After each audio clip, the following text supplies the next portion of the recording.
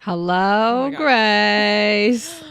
Oh, hello. How are you? You know, I'm doing all right. It's been quite a chaotic week, even though I haven't really done much. Today, I almost fully yeeted myself into a median into 35W because, for those of you that don't know out there, we live in Minnesota. I live in Minneapolis, and Grace lives in the surrounding metro area. And it's been very basically Minneapolis. Basically Minneapolis. Right on the border. That's true. I'm still a city girl at heart. Yes. But it's been very snowy here and very terrible weather-wise.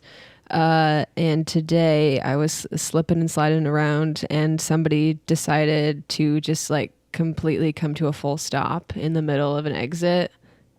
I don't know if they just like couldn't handle it or whatever, but like I didn't have time to stop. So my choices were to either fully crash into the back of their car or to like swerve to the side and hopefully not hit the median. And I came real close. I got up onto the snow that had been plowed into the median, and I have no scrapes, nothing, but I could have passed away for sure.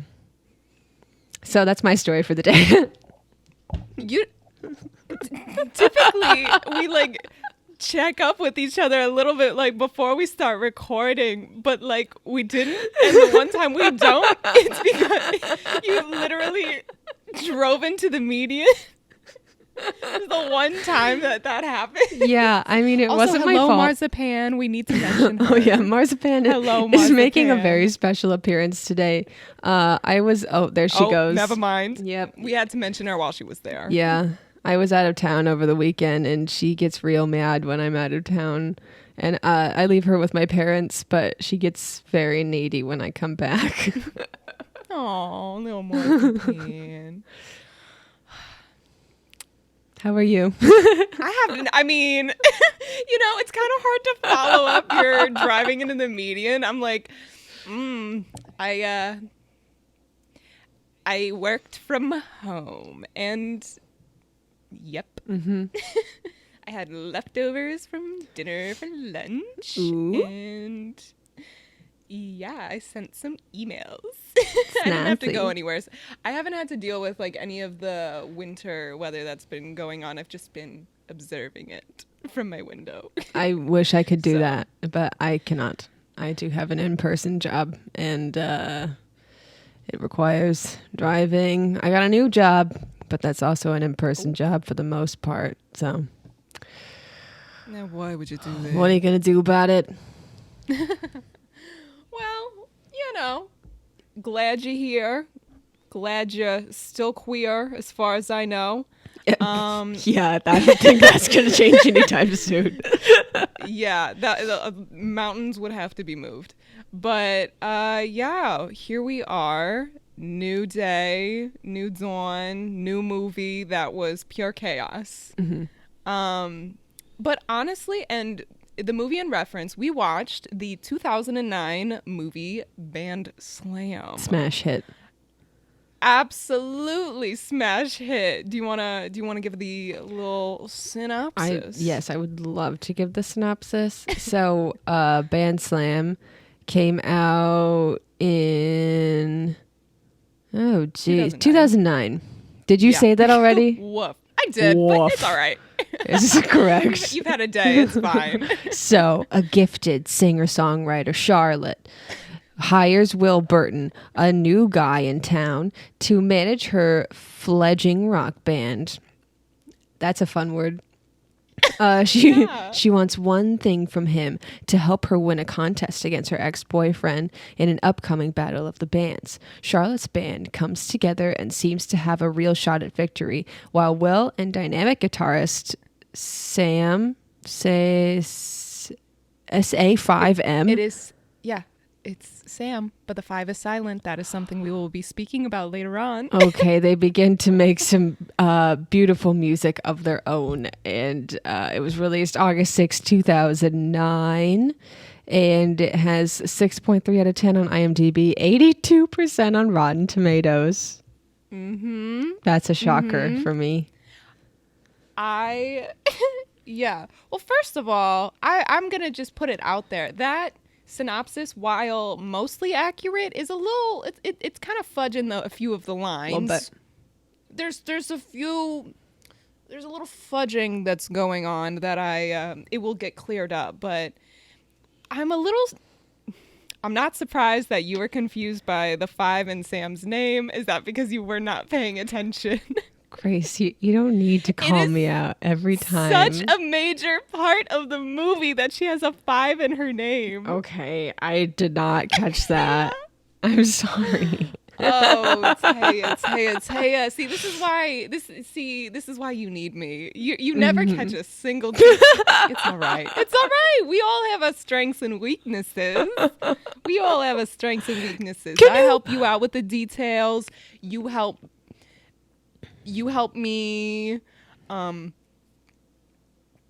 you help me realize you're a great friend, and I love you so dearly. Thank you. I love you too. You are a cherished relationship in my life. That sounded horrible. It's like when someone asks you like what your favorite movie is or like something like that when you're trying to get to know someone and your mind just completely blanks. Yes. I swear to God, everybody, Taya is a good friend. This is now on record. All right. After I'm just digging. Well, what do you know? It's Grace bumped her microphone o'clock. And this is my little sweet intermission to say, hey, hope you had a great day. I hope you're enjoying the pod. And thanks for being here. Anyways, back to the scheduled programming. Okay, I'm back. Of course. Knocked my microphone. What's new? Anyways, hopefully you guys wouldn't know this because when I was editing the podcast, I had to fix this or else the timing of the video would have been off. But something always happens with our microphones. I've mentioned this multiple times in many episodes, but for some reason, my microphone like chipmunkified my voice for a few seconds. Did it do that again? I hope not. But if it did, oh my God, then it did it. But just fun facts about how annoyingly difficult it is to edit a podcast when you literally don't know how to use GarageBand. But little numbers. I do my little budget versus box office. Do you want to know how much money was put into this movie? I'm gonna guess it was quite a bit because the camera quality was pretty high, and they were paying Disney actors, and it was post High School Musical Vanessa Hudgens, so I bet she was a little bit expensive. They also had quite a few cars in it, so I'm gonna guess that and Lisa Kudrow, that couldn't have been cheap to hire. What would you guess? I'm gonna say 7 million. 20. 20? 0. They spent 20 million macaroonies on this movie. Did they purchase the school million. they filmed in? Oh no! Oh no! Oh no! It made 12 million. So maybe they should have not had Lisa Kudrow as the mom, or something. I don't know. But yeah, here we go. Are you ready to dive into this tale? Let's go for it. Alrighty. So the movie starts out. We're in Will's room, and he's writing a letter to David Bowie, which is like a little strange. Like this. It's okay. So Will is like the main character. That was one of the things with the synopsis that was a little confusing to me. They made it sound like Charlotte's the main character, but she's not. The main character is a guy named Will. And he's writing a letter to David Bowie, but they kind of use it as the monologue. They like show him writing it for a second, but then he's like at school or whatever. But like you still hear him like reading the letter. And he had whoever was writing the script was really having fun when it came to what's it called? When you compare something with like or as, and They were very colorful with the way they decided to describe things in general. Specifically, he noted that to him, the school experience is, he said, I'm getting ready for school, or as I like to call it, Guantanamo with a lunch period. Jesus Christ. And that's not even it. He also called it Novocaine for the soul. Wow, that like within is 2 minutes. straight from minutes. a Fall Out Boy song, for I sure. know. It was just like I had to make a note. I was like, less than 2 minutes in, he said both of those things when depicting the high school experience. And then also there was an iPod Nano shot within 2 minutes. Yes. And I thought it was so funny because we were talking about iPod Nanos in our last episode, and there was an iPod Nano, and it was amazing because it's 2009. But yeah, so opening is him writing this letter, little monologue going on in the background where he's just talking about like, oh, I hate school so much. And then goes on like this mini rant about how he's like, I make judgments on people based on what kind of music they listen to, and declares himself an indie rock kind of a man, and kind of puts his judgments out on a bunch of other ones. And at the end of all of this, he says, what can I say? I guess I missed the memo about how to fit in Cincinnati. Like, buddy. sir. That's how he finished his letter to David Bowie. Yeah. Right after talking about like, oh, I judge people on their music. I listen to indie rock. I guess I just don't know how to fit in Cincinnati, Ohio. Like, also, the drama. David Bowie is not indie rock. Like, I No. I understand that like people in Hollywood don't understand how to portray like edgy people, but like listening to David Bowie and U2 does not make you an indie rock person. He had a U2 poster in his room, and I just laughed. It was so funny. I was like, this is not I'm pretty sure people who like are actually into music very much make fun of U2 as a thing, and because also Bono was terrible, but it was very funny, the things that they thought would make a complete music head person. Yeah, it was like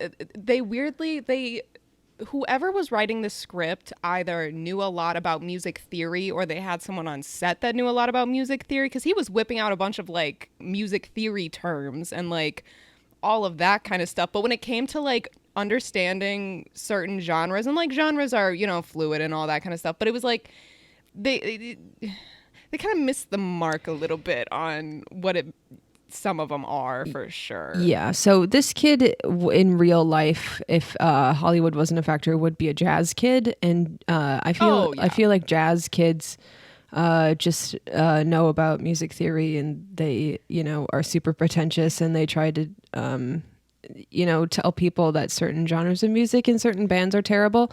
But I feel like people who are into quote unquote indie rock, or the bands that were mentioned before, would not be so exclusionary about certain genres, especially when they're like actual good ones. Like, yeah.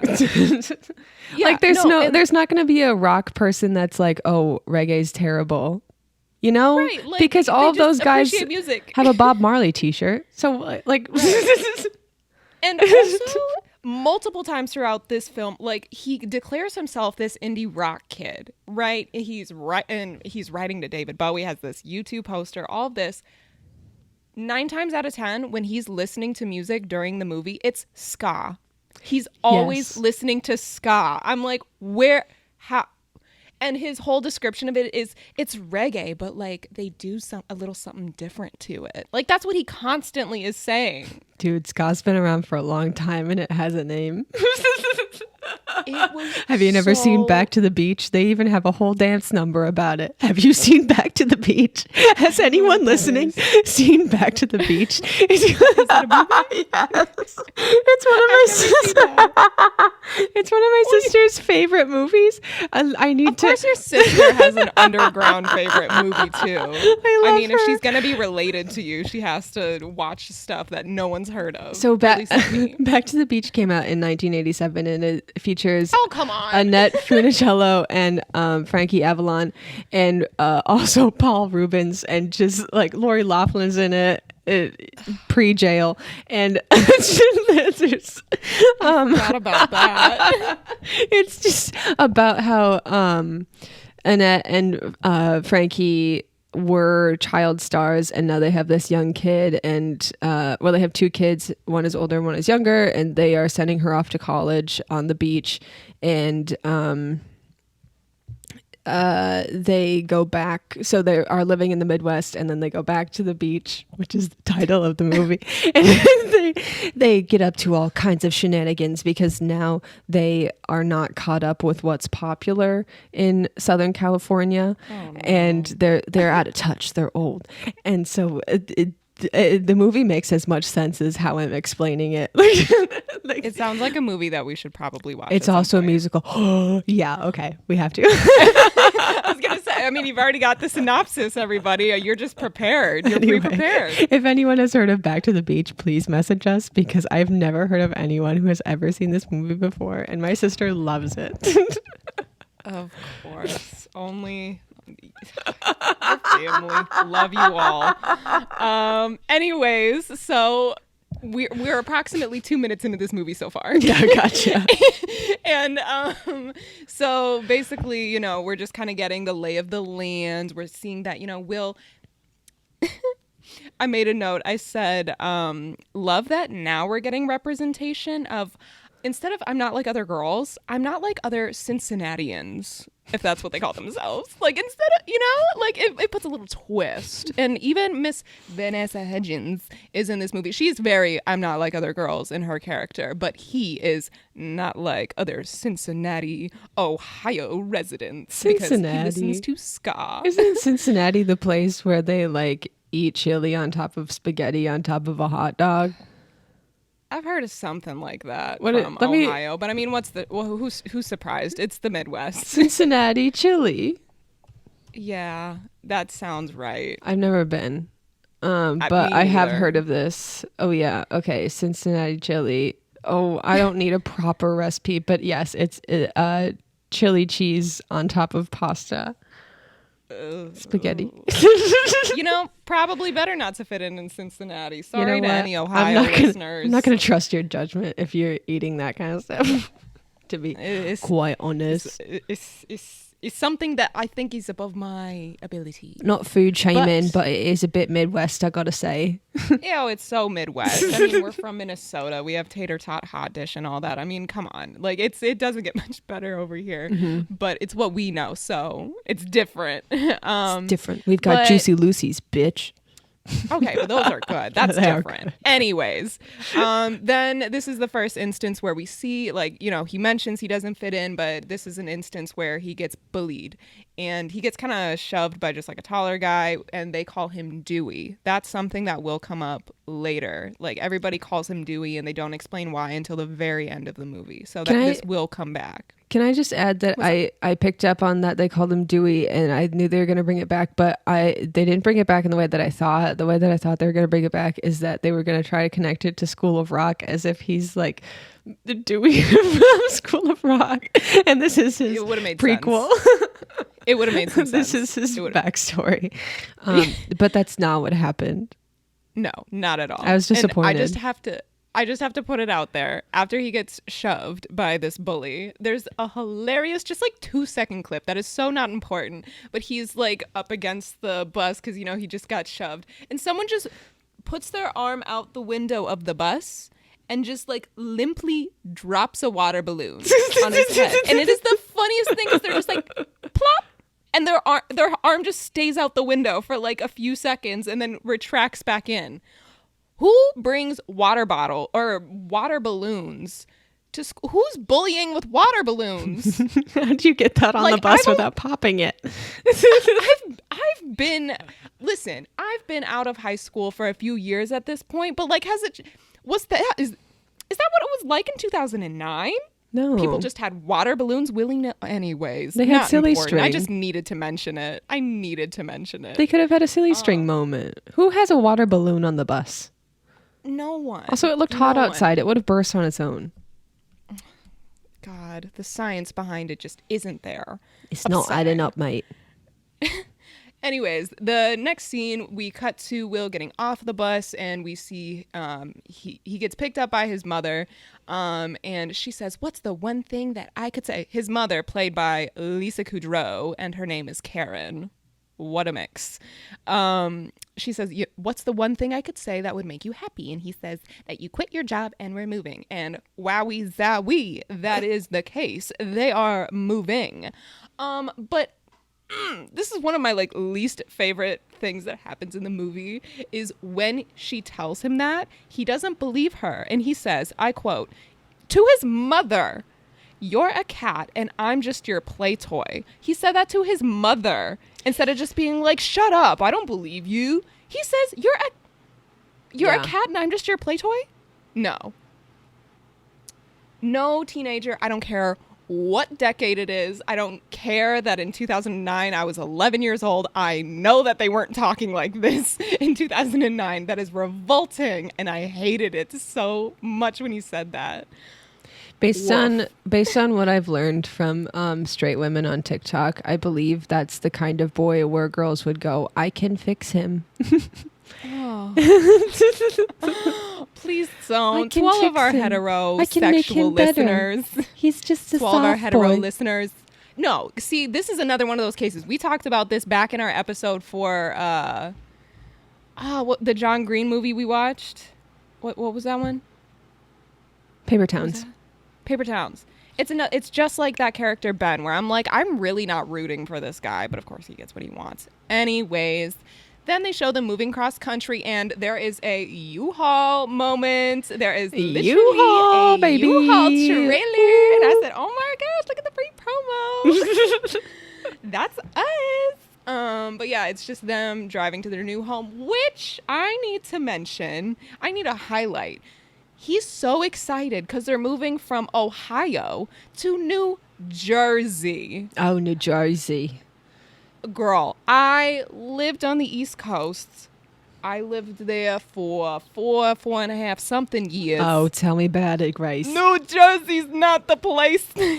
I'm sorry. Again, this is not me like trying to shame nobody for living nowhere, but New Jersey was not in general, New Jersey's not like hailed as this like grail of music or this like incredible escape. Like it's, you know, when TikTokers or someone blows up, they either move to New York or California or something. So it was just really funny to me that they were like, New Jersey is the place. Like, no. It's not. It's also not like Seattle or Portland. Like, yeah, you didn't have the birthplace of Nirvana or something.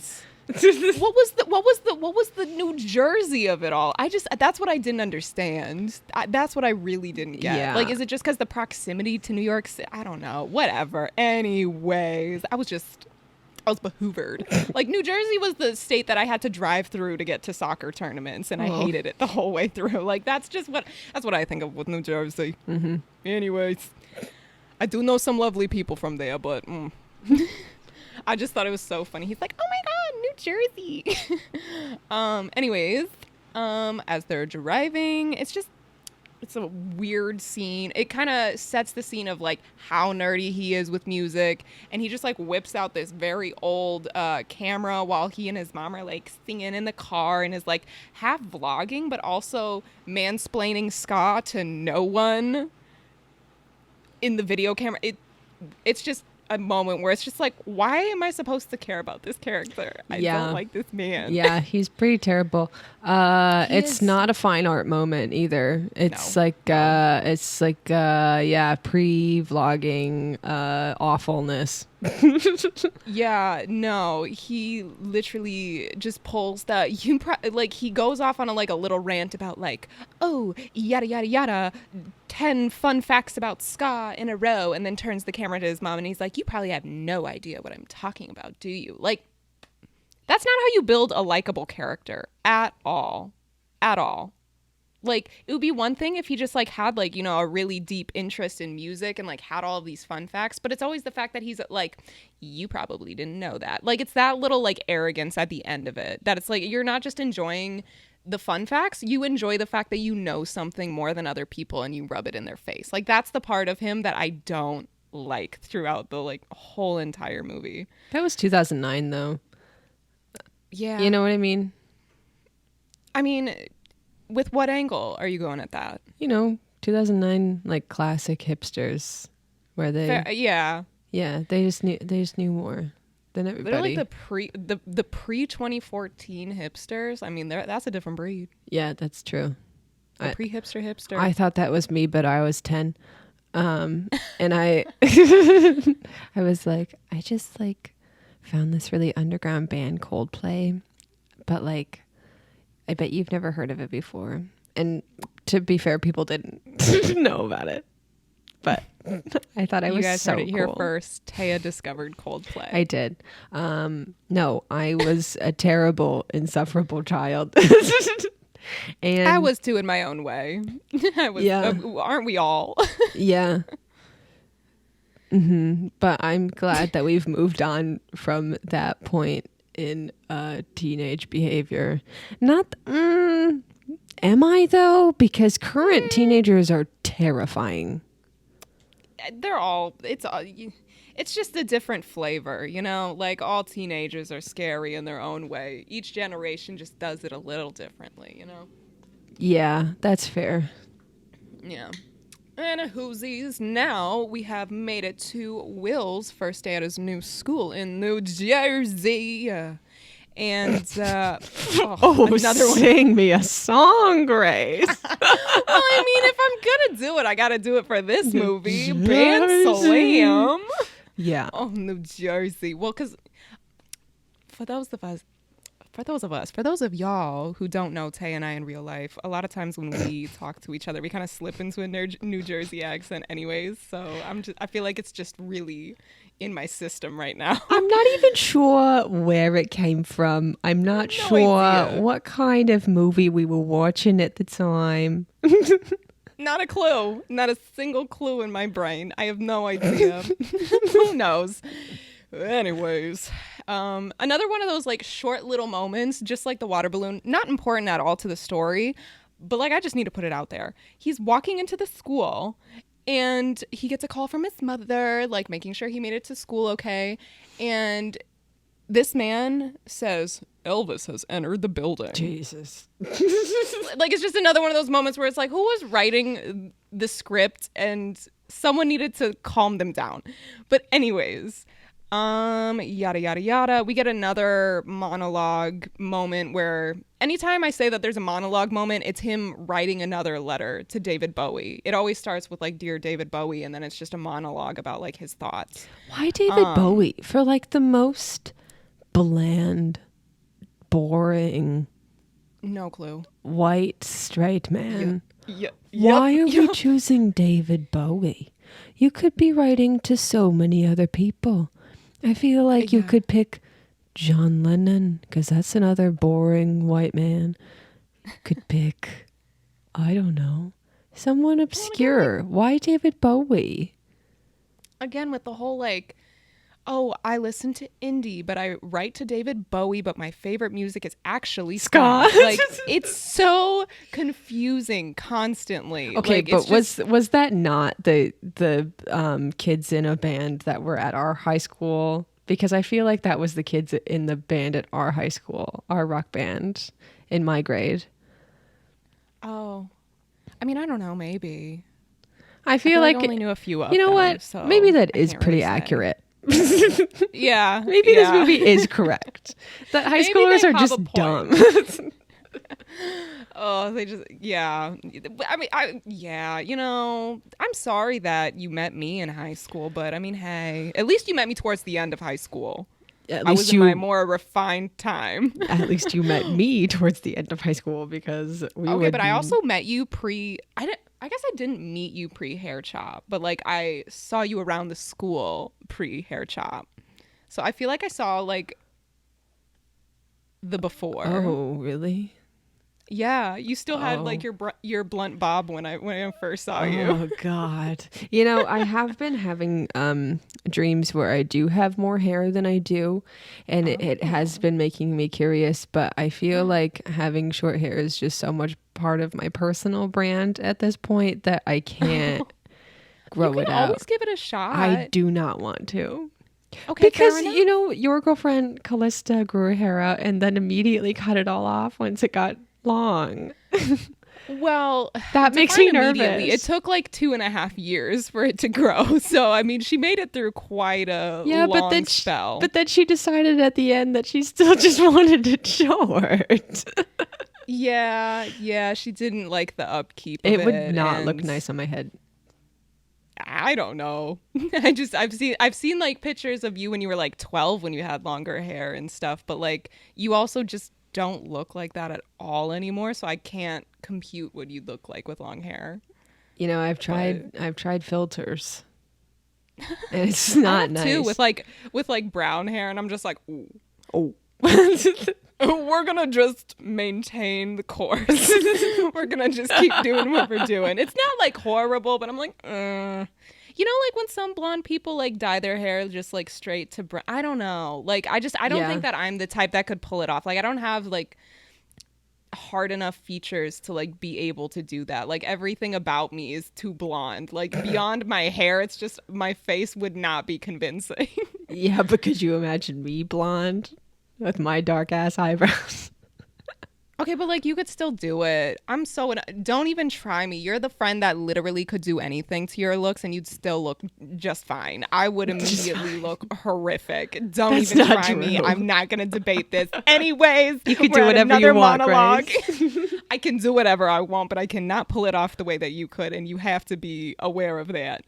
Anyways, we have another David Bowie monologue. And it's just, you know, him at his new school, and he's in the lunchroom and he looks across the table and sees Sam. Now, Sam's name is spelled SA5M, but the 5 is silent. He sees her from across the table, doesn't say anything, and she is drinking a Diet Coke through a Twizzler for a straw. Wow. I did that. Does that make me an edgy girl? I do that. I mean, when I used to go to summer camp in Arkansas when I was 8, I used to get like those sour straws and drink Diet or Dr. Pepper out of them. But by the time I was a teen and it was noon at lunchtime, I was not chowing down on Twizzlers and Diet Coke. That's fair. Yeah. But anyways, this is his first introduction to her. There's a stage in their lunchroom, I guess. And someone who I believe is a faculty member, probably the principal or something, jumps up and gets the crowd all hyped up and is talking about this thing called Bandslam and introduces a band called Ben Wheatley and the Glory Dogs. And they go up there, start performing, and everyone's going absolutely bananas.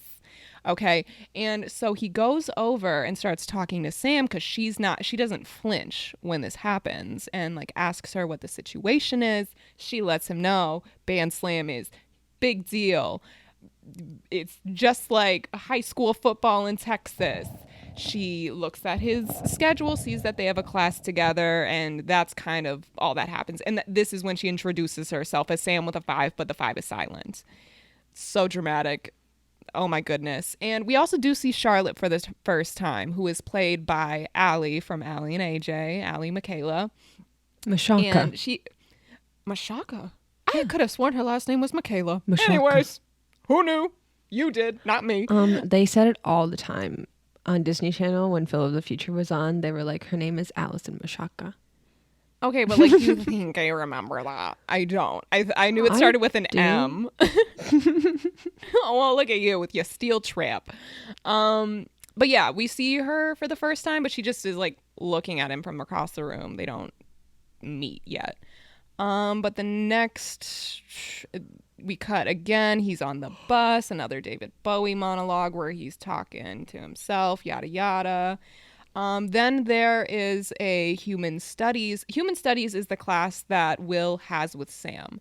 And in this first class that they have together, there is an assignment where basically the assignment was like, buddy up and get to know your buddy and present about them. So I was like, so you're assigning them to become besties with like randos in their class and then just talk about them?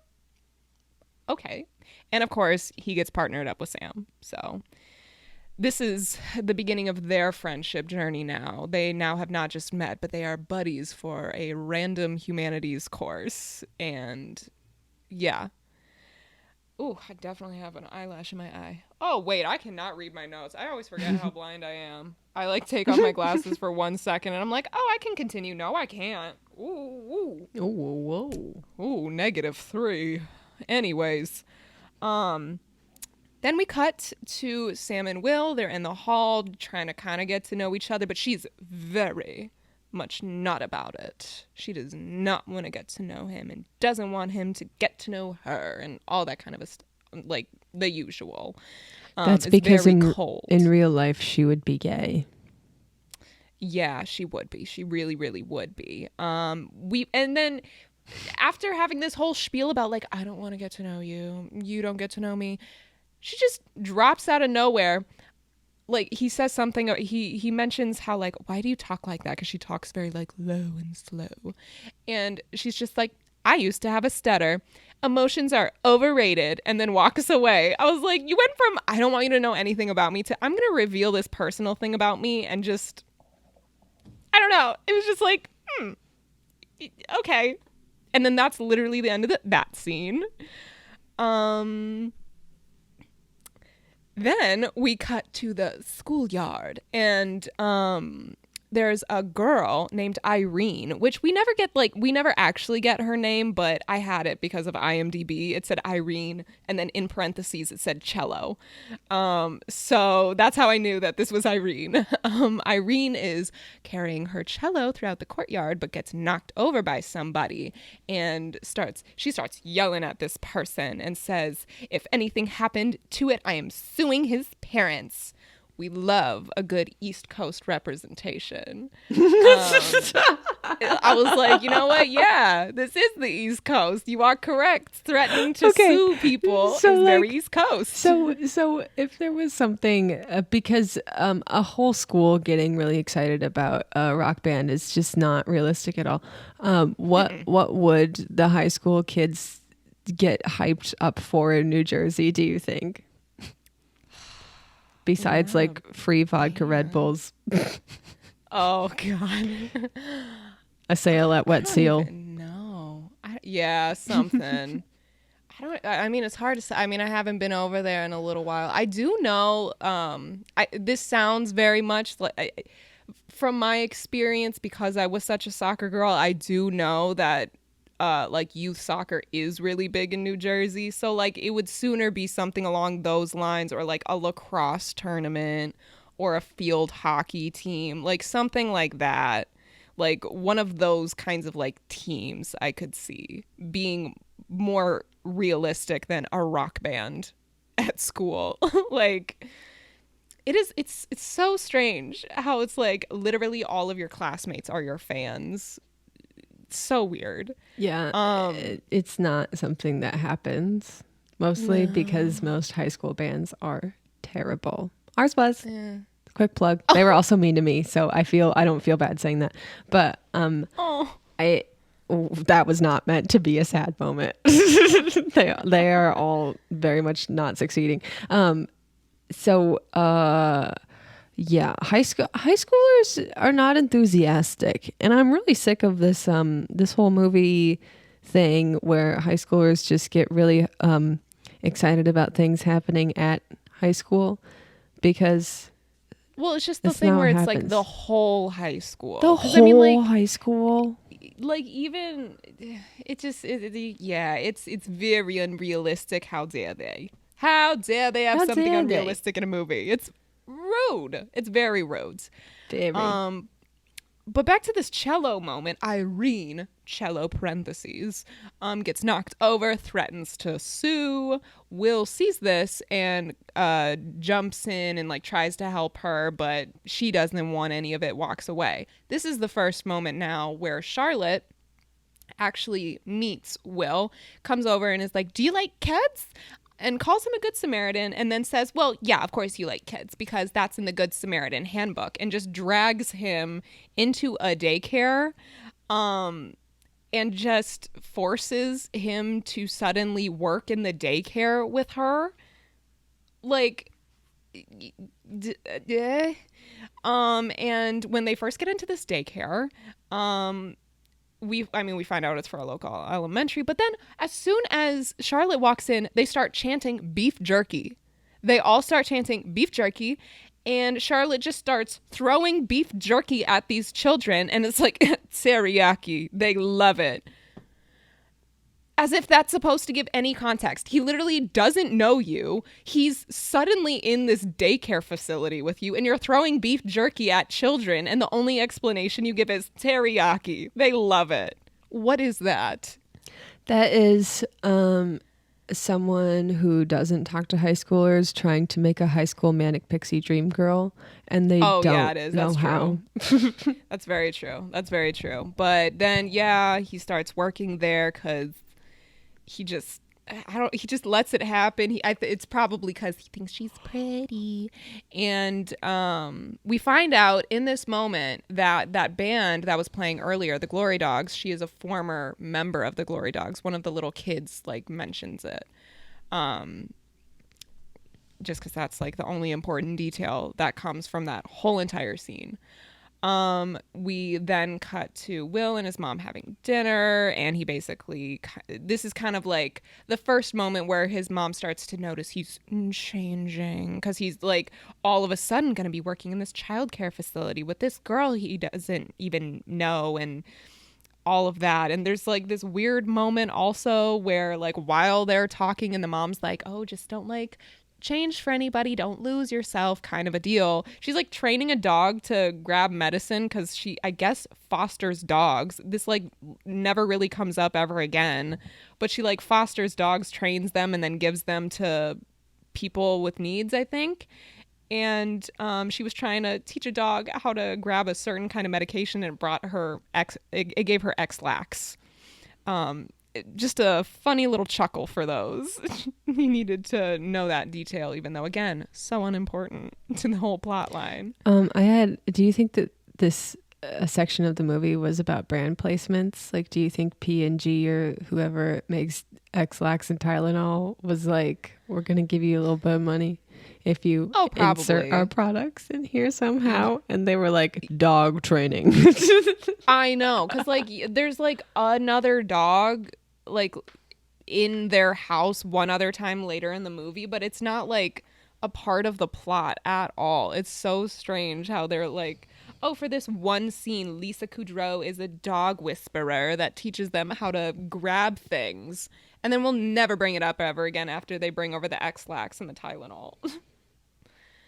So yeah, I would not be surprised. I would not be shocked. They needed to raise that $20 million somehow. That was Lisa Kudrow paying off her own fees. That's what that was. But then we cut to the next scene where Will is walking home from school, and Charlotte drives up, asks if he wants to see the coolest place ever, and brings him to an overlook. And in this moment, we basically learn a few different things about her. We learn that her dad used to bring her there, but he got sick last summer. So we find out that her dad is sick. And she tries to start a conversation about music, but then of course he mansplains music to her, and she's like, oh, you know music. So it's it's just a scene of them getting to know each other. And what else? Will mentions that his dad is a musician. We find out that people care so much about Bandslam because they get a record deal if they win. And there's a few moments where this is the whole they're trying to make a manic pixie dream girl, where he asks her a few why questions, and her answer is always, I don't do whys. She just doesn't do them, which annoying. And then she invites him to a band rehearsal of hers for her new band. Also, I just have to say this side little note. Seeing Ali Mashaka, close enough, on the hood of a car by an overlook just immediately made me think of the Bit scene in Easy A. And that's all I could think of. That's all I could think of. That was the only... I had a really hard time separating her character in this movie with that one, because they were really close in when they were filmed. That one was like 2010, I want to say. Yeah, probably somewhere around there. I mean, she still was passing as a high schooler, so yeah. But anyways, they were dressed exactly the same. Oh yeah, yeah. So all I could think of was like her going like that, like shimmying on the car. I recently love watched Easy that A. movie. I love that movie. Oh, Easy A is such a good one. I feel like I just watched it twice in the fair past like enough. couple months. It's a great one. It's a good one. If any of you have never heard of this very underground movie called Easy A, it's a good one. It's Taya approved, so you know it's deeply underground. Yes. It's not. Yeah. Not at all. Then we cut to Charlotte and her band practicing, and I think it's the same day because like when she invited, whatever, it doesn't matter. He comes over, sees her new band play. Currently it's just her, a bassist named Bug, and a guitarist named Omar. And he basically just gives them all like really harsh critiques and is just like, you guys kind of suck. And of course does it in a very mansplainy way that really annoys me and gave me severe flashbacks to art critiques when I was in college, and I did not enjoy it. You and I have had so many conversations about art critiques, but anyone that has not experienced them, just don't. It's not fun. It sucks. It sucks so bad. Anyways, then we find out that like they want to call themselves the Glory Dogs because like the other Glory Dogs are Ben Wheatley and the Glory Dogs, and they're like, Glory Dogs is ours, because I think they were like the original Glory Dogs band plus that guy named Ben, but Ben and Charlotte used to date, broke up, and now like they separated into their own band kind of a thing, and Ben replaced them with like other people. So yeah, that's what we gather from that. And then we cut to Sam and Will leaving their class that they have together to start their project, and Will suggests that they go to her house and asks if she can have friends over. And of course her response is, friends, don't have those. And he says, me neither. Like, can both of y'all shut up? Both of y'all shut up. Like, you guys do deserve each other. You're both so annoying. But like, shut up. Yeah, they're a John Green couple for sure, but like in the worst way. I feel like they're just an alternate of the Paper Towns kids. What were Margot and I always forget that. Quinn. I don't remember what his full name was, but it started with Q. Quinn? No, it's something. Who knows? But in this moment, she then mentions, like, be aware of her. I forgot to say. He mentions that he thinks he might be friends with Charlotte to Sam. And Sam's very, like, warning, Charlotte is not nice. I've known her since I was 10 years old. And specifically says, leopards and cheerleaders don't change their spots. Oh my God. And yeah, we also find out that she was the junior prom queen the year before. She used to be a cheerleader, and she also has her own Wikipedia page, which apparently is the pinnacle of popularity for 2009. I don't know. Then we cut to Will just looking at her Wikipedia page at home. And then we cut again to a new scene because it lasts 2 seconds.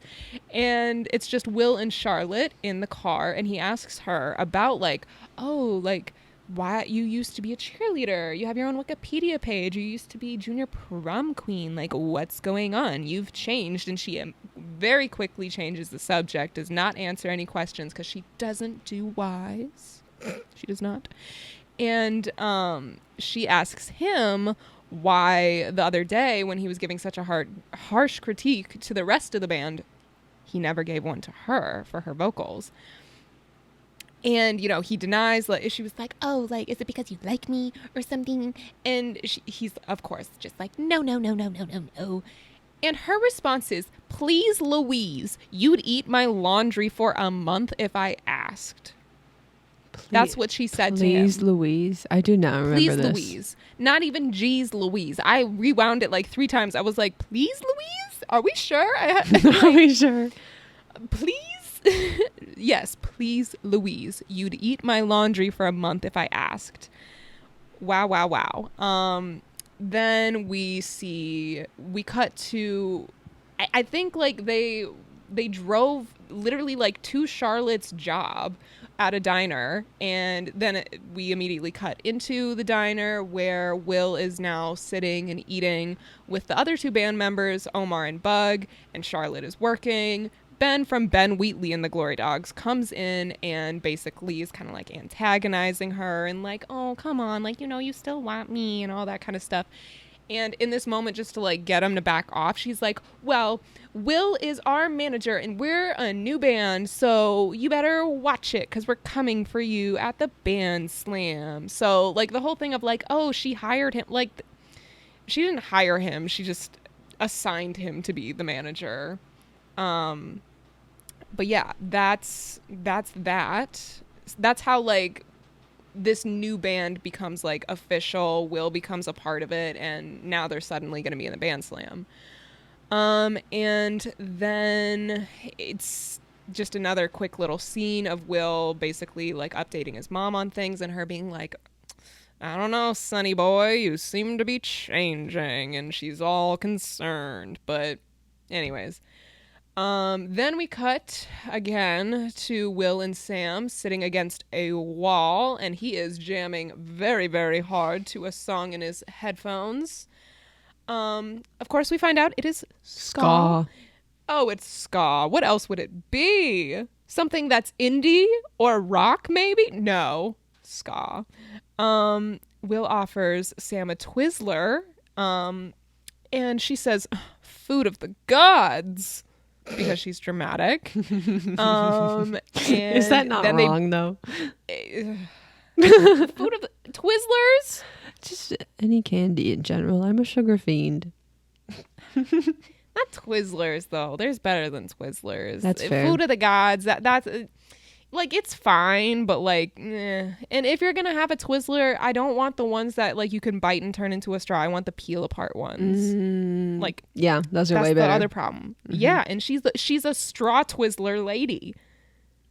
It's a no from me. It's also a no from me. That's a no. For that reason, I'm out. Then Charlotte comes over and she thinks that she didn't know Sam, and Sam's like, you used to be my babysitter, which I don't understand because it seems like they'd only be like at max 3 years apart in age, so I don't know why Charlotte would have formerly been Sam's babysitter, but I digress. Yeah. And it's just another moment where like it's showing like, oh, Charlotte was a bit of a mean popular girl because she forgot about all of these people that were in her life. And then Will gets up because he has to go to the child care that he works at with Charlotte, and you can kind of tell that there's some tension because Sam's like, whatever, go be with her, I guess. Like, all of a sudden she gets jealous. Like she 2 seconds ago was like, I don't like you. I don't want a single friend. I never want to know anybody. And then now he's like, okay, I'm going to leave now. And she's like, why would he do that? Like, her character arc is so confusing because it's not even an arc. It's just like she was here and now she's suddenly here. There's no connector between the two, and it's very strange. We get another David Bowie monologue while he's working in the daycare. And then one of the things that I'm trying to get like through like this is another one of those movies where it's like there's a lot of like weird little things that I have to get through. So I'm sorry if I'm like I'm taking up a lot of the airtime. It's okay. It's just yeah, it's one of those movies where like if you want to watch it, just watch it. But like it gets so boring in the middle because they just need to fill the time and they haven't like come up with a fully developed story, but like things need to happen. And like, I don't know. I don't remember like a lot of the movie, and I just watched it last night. But I mean, my information retention isn't that great, but the only part I really remember after this point was like when they went to the concert together, like when they found this underground part of a cellar, and they went down and they were like, this is like the most secret music venue, blah blah blah, in the big city.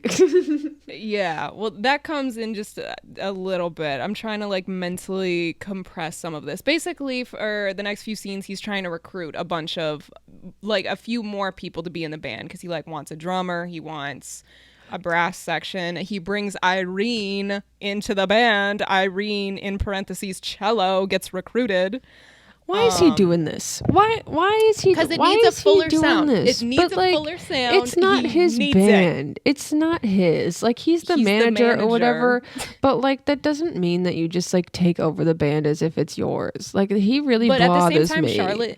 Charlotte was the lead vocalist, and she constantly was like deferring to him and like asking what he thought. So It's he because kind of she's a turns woman into like, in a movie, and she needs to be submissive to the man. I got really tired of this movie. I appreciated the chaos. I just wish there was, I'm gonna say it.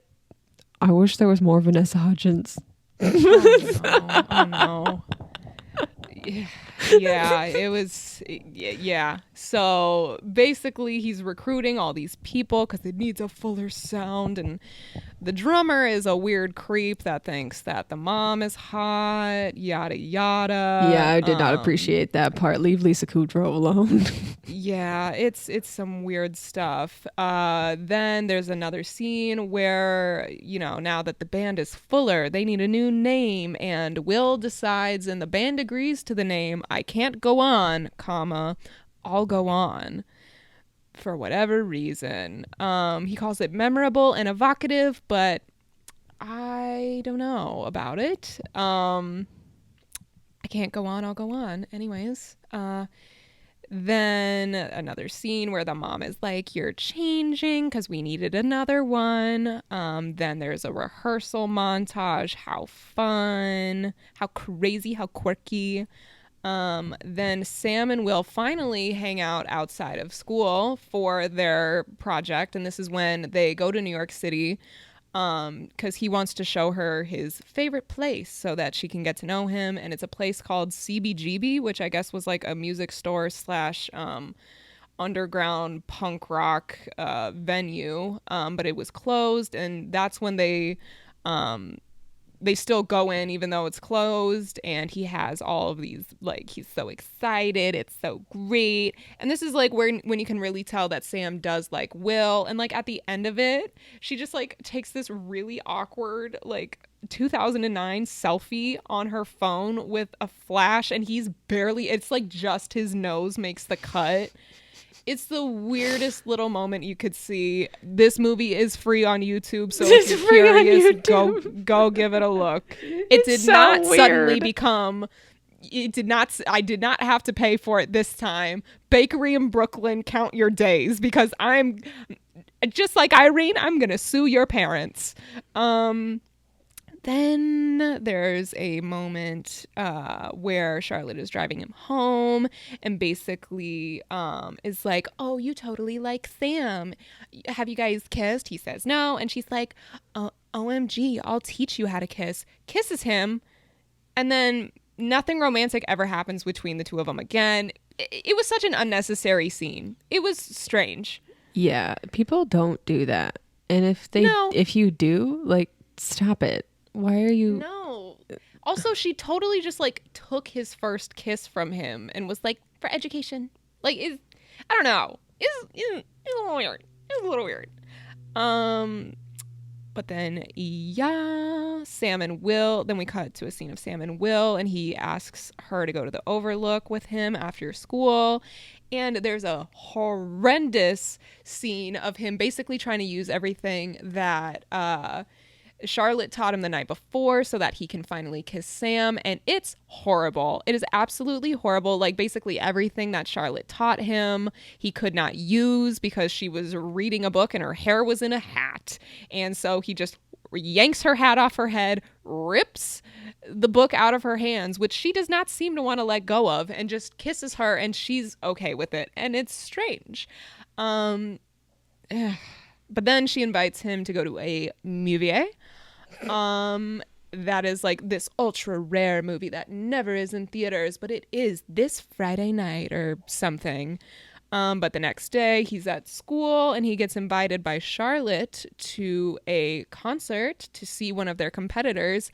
And surprise, surprise, he chooses the concert over going to the movie, but does not tell Sam with a 5 that he has new plans. So she gets stood up and is very mad. Which, ooh, wow. How dare he? Well, like, he had a cell phone. Like, this is not like pre-cell. Like, he could have just been like, oh, something's come up, I'm busy, or something. Like, it still would have sucked. But the fact that he just was like, I'm just not going to say anything. Horrendous. Horrendous. Ugh. Horrible. He does not deserve both of these very beautiful women. Cut to school, and Will's trying to apologize because he's like, I should get a pardon because I was scoping the competition. And Sam's just like, you love Charlotte. And like warns him one more time about her. And then we cut to Will being at Sam's house, despite the fact that she literally was very obviously mad at him. He goes over to his house, meets her mom when she's not even home, and we see a video of Miss Vanessa Hudgens singing an acoustic cover of Everything I Own, which for me, as a zillennial that had elder millennial siblings, I heard that and I thought it was an NSYNC song because NSYNC covered that at one point. I did not realize it was originally a song by Bread. I thought it was an NSYNC song and I was very confused and had to do some research. But this is like the moment where he realizes like, oh, she can do music too. But she comes home very pissed off that he's there, kicks him out. There's a scene with Will and Charlotte updating her MySpace page. Ben tries to get her back by singing to her, which is my absolute nightmare, to have someone just start singing at me. That is horrific. But he gets embarrassed because then he realizes that Will is there and is basically like, I'm going to make his life a living hell because he saw that, and like does some deep diving into Will's life. And this is when Dewey comes back up. But then Sam finally gives her presentation on Will, carries around a mirror, and is like, he will be whoever you want to be. He'll reflect whoever it is that he's talking to, but he doesn't know who he is, and like basically just dumps on him. And then he does his presentation on her, and it's like a video that he made with a cardboard cutout of her, where he's like, wow, Sam's an amazing person. And then she just immediately forgives him and is like, wow, I love this boy. I'm so tired of how quickly Sam flip-flops. She is exhausting to me, and wow. This next scene, I swear I'm getting there. I am so sorry. I am taking up so much airtime.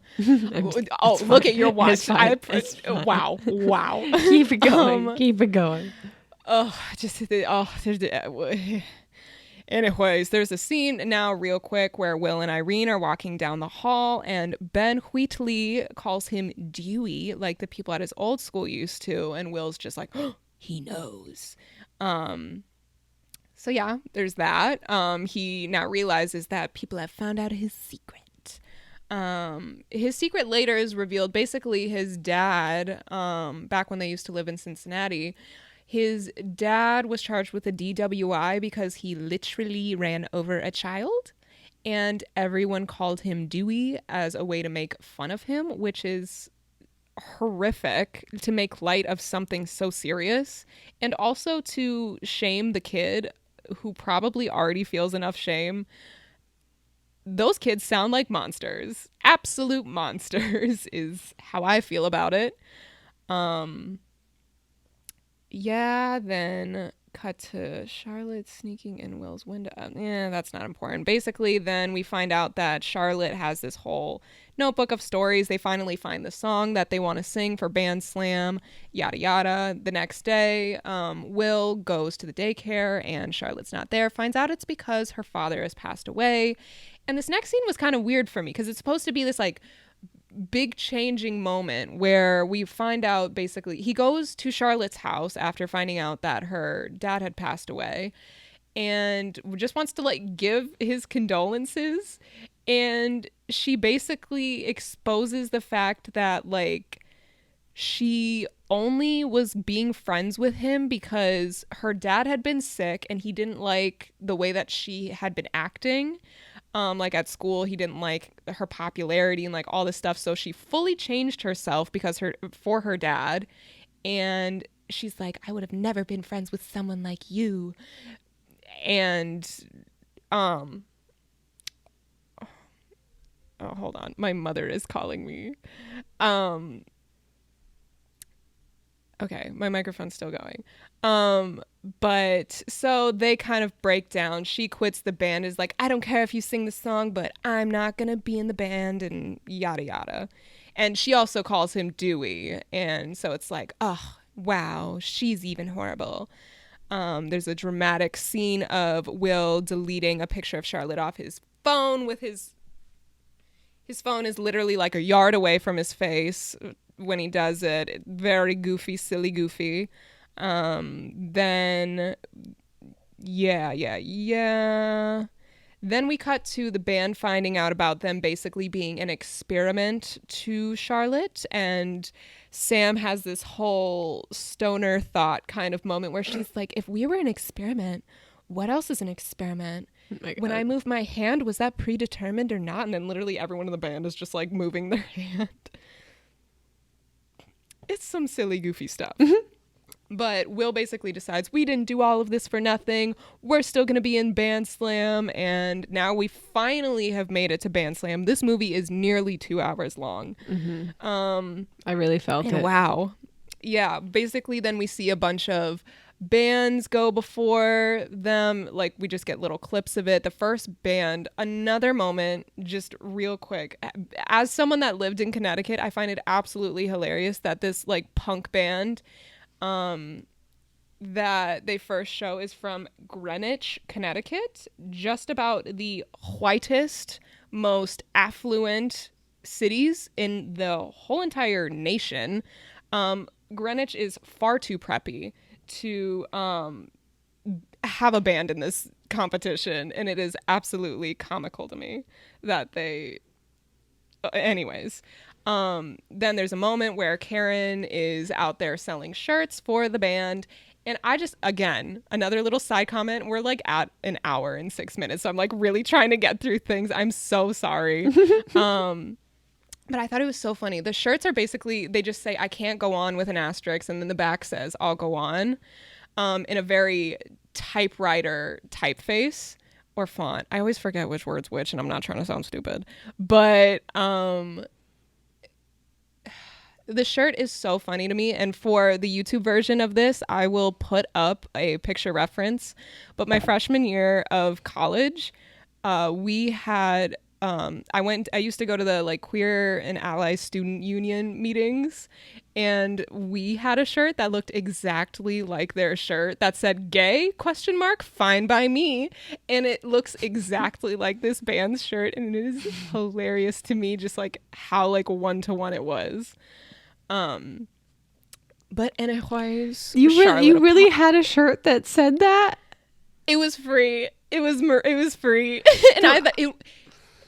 Yeah. Sometimes I just like, as like a lesbian person, I sometimes do not feel connected to the LGBTQIA plus community, and I often feel like pride things are not for me, and maybe that's just me as a person, but that is something where I would be like, I feel othered right now. Like, this does not feel like it's trying to be inclusive for me. You know what I mean? It's so odd. No. Gay? Fine by me. Fine by me. That's for allies and allies only. That has nothing to do with us. It's so funny. Do you remember the first time that you and I and our friend Mina hung out with my now girlfriend Callista when we went to a thrift store? We found one of those shirts. But then I later found out that it was literally from my school's QASU. I do not remember that, but That's do why believe that's you. why I grabbed one of them. It was free, and I was So just like, oh my funny. god! So then like That's we had so two of funny. them. Yeah. Anyways, Charlotte comes in, wants to apologize. Karen at first is like, my son can't handle you breaking his heart a second time. But she was like, I'm really sorry though. And then Karen's like, fine. And then she goes back and apologizes to the band. Yada yada. They forgive her, but she's not in the band. Then it's just, you know, them performing and all of that. But right before them, Ben Wheatley and the Glory Dogs go up, and they have stolen the song that they were going to sing because it was written by Charlotte. And he's like, this is for you, girl. And he stole their song. So they go into the alley and they're like, we need to figure out what to do. They decide to sing and perform the song Everything I Own. It has made a resurgence yet again. And just because I know the NSYNC version and the NSYNC version only, it was all I could think about as they were playing it. They really rock the house down and everyone's just like, OMG, this is so great.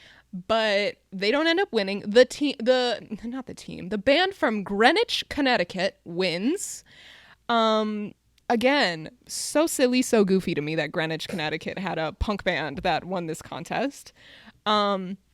But basically, like, as people were leaving, everyone was like, oh, I can't go on. I'll Go On was so much better. And everyone starts posting about them all over MySpace. And somehow a video, and everyone's MySpace names, everyone starts just throwing in random numbers and are like, oh, the 8 is silent. The this is silent. My God. It's so silly and goofy.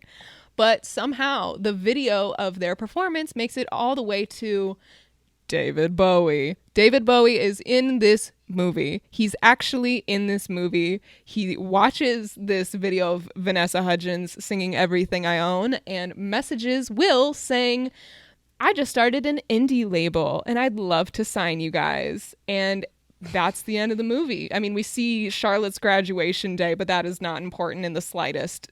It literally just ends with David Bowie offering them a record deal on his indie label. He would never. Oh my God. He would never.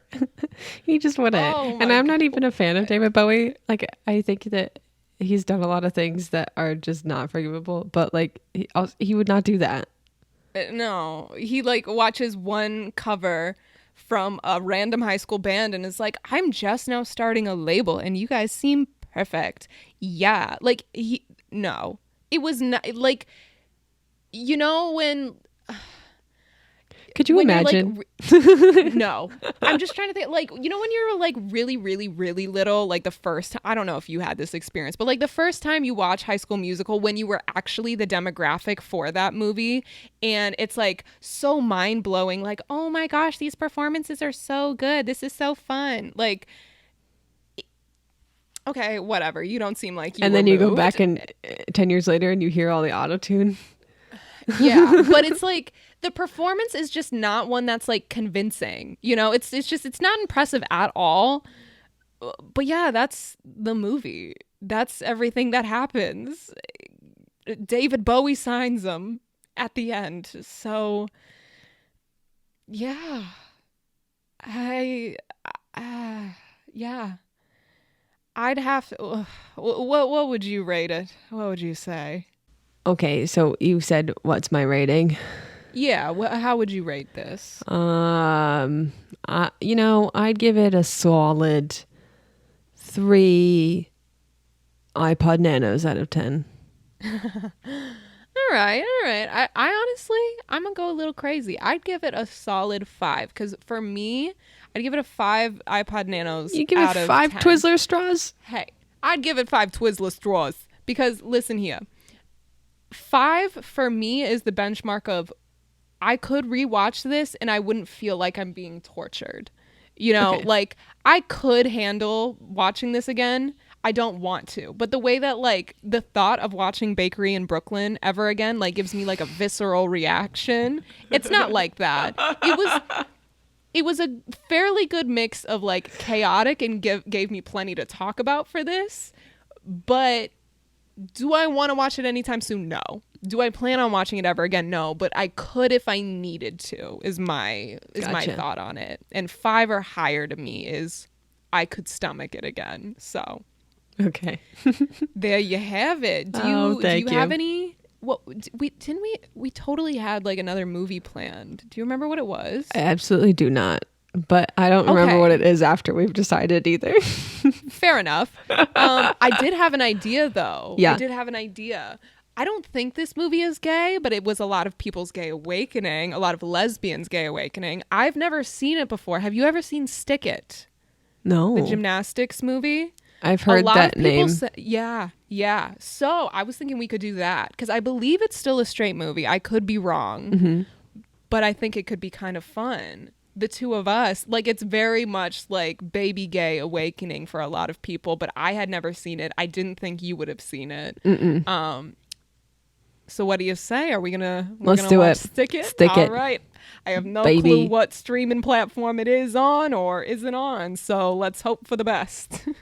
Rock and roll, baby.